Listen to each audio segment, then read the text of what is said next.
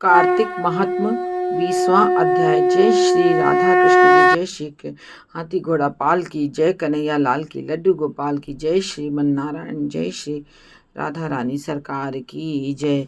नारद जी कहने लगे, हे राजा पृथु, जो कार्तिक कृष्णा अमावस्या को दीपावली करते हैं वह कभी भी दरिद्र नहीं होता। इस संबंध में एक इतिहास सुनो।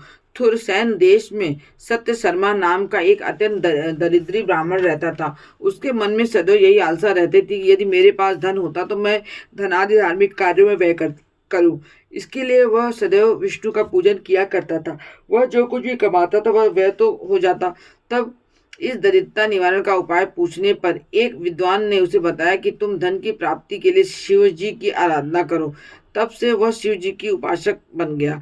निदान 1 वर्ष बीतने पर एक दिन शिव जी ब्राह्मण का रूप धारण करके उसके पास आए और बोले, हे विप्र, धन की प्राप्ति हेतु तुम जो राजा के पास जाकर उससे वरदान मांगो कि कार्तिक वदी अमावस्या को हमारे सिवाय और कोई अपने घर में दीपक न जलावे। ब्राह्मण ने ऐसा ही किया और राजा ने उसकी बात स्वीकार कर ली। निदान निदान कार्तिक कृष्णा अमावस्या से एक दिन पूर्व अर्थात चतुर्दशी को सत्य शर्मा ने राजा के पास जाकर उनको स्मरण कराया कि उसी समय राजा ने सारे शहर में ढिंढोरा पिटवा दिया कि अमावस्या को कोई भी घर में दीपक न जलावे। राजा की आज्ञा अनुसार अमावस्या की रात्रि को किसी ने भी दीपक नहीं जलाया।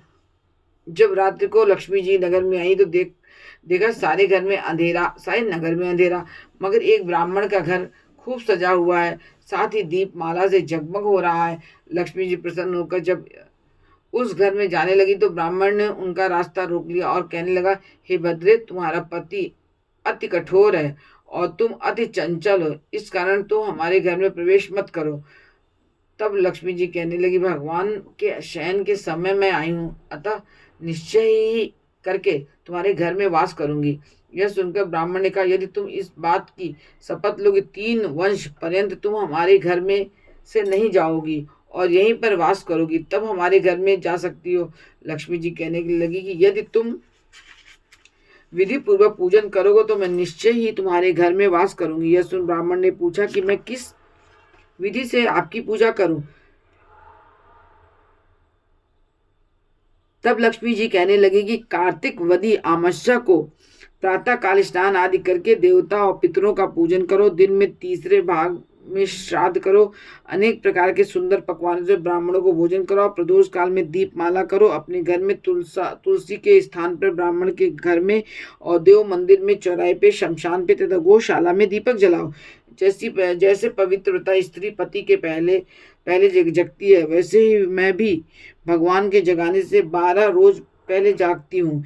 इस दिन बाल, वृद्ध और रोगी के सिवाय और कोई भोजन न करे। सायंकाल हमारा पूजन करे। उसके सबसे पहले स्वात्स्तिवाचन द्वारा गणेश का पूजन करें, फिर कुबेर का पूजन करें, संकल्प करें, तत्पश्चात लक्ष्मी जी का पूजन करें।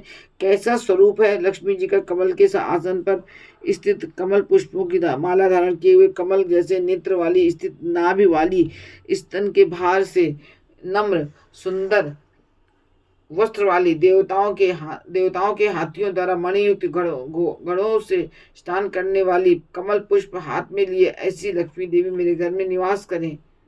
सर्वप्रथम लक्ष्मी जी को आसन दे, फिर पाद्य, अर्ध, आचमन, स्नान, ध्यान, वस्त्र, धूप, दीप, नैवेद्य आदि, जल, तांबुल, सुपारी, इन सब वस्तुओं को अर्पण करके नमस्कार करें। दीप जलाएं, समस्त रात्रि भगवान का कीर्तन करें। इस प्रकार कुबेर तथा लक्ष्मी जी का पूजन करके ब्राह्मण को भोजन कराएं। फिर बंधु बांधवों सहित आप भी भोजन करें। सत्य शर्मा ने विधिवत इसी प्रकार से किया, जिससे उसके पास बहुत सा धन धान्य हो गया। इसके बाद उसने अनेक यज्ञ किए। फिर सत्य शर्मा विरक्त होकर मथुरा जी चला गया और वहीं पर समाधिस्थ होकर विष्णु लोक को प्राप्त हुआ। इस प्रकार कार्तिक महात्म का 20वां अध्याय संपूर्ण हुआ। जय जय श्री